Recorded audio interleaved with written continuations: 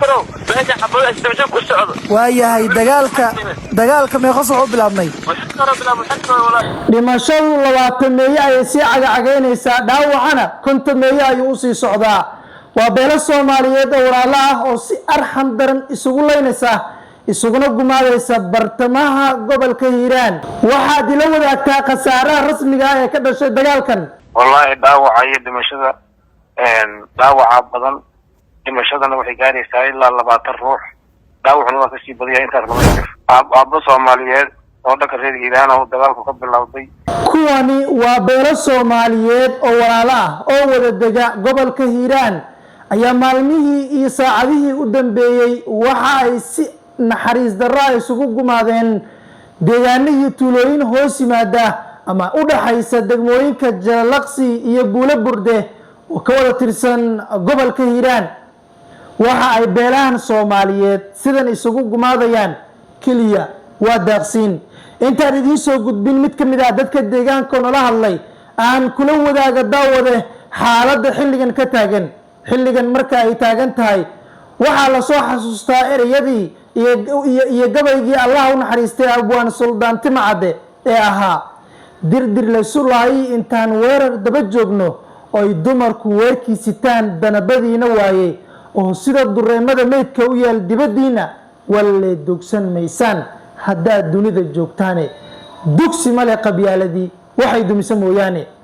beelahan Soomaaliyeed ee walaalaha ah ayaa xilligan waxa ay kaliya sidan isugu xasuuqayaan waa aanooyin qabiil iyo dilal taxana soo ahaa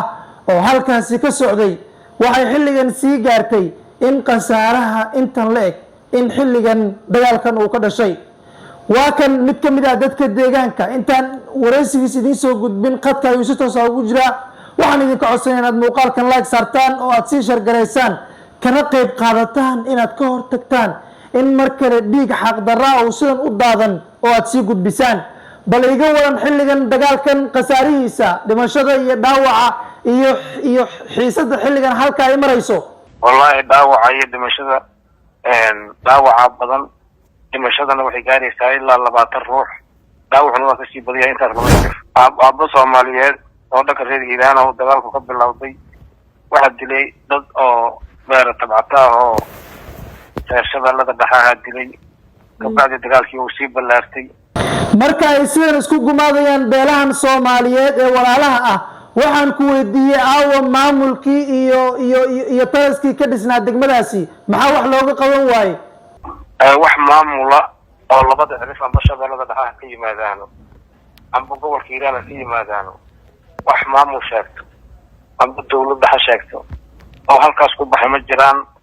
haddeertaana odayaal dhaqameed oo labada xirif kala socdo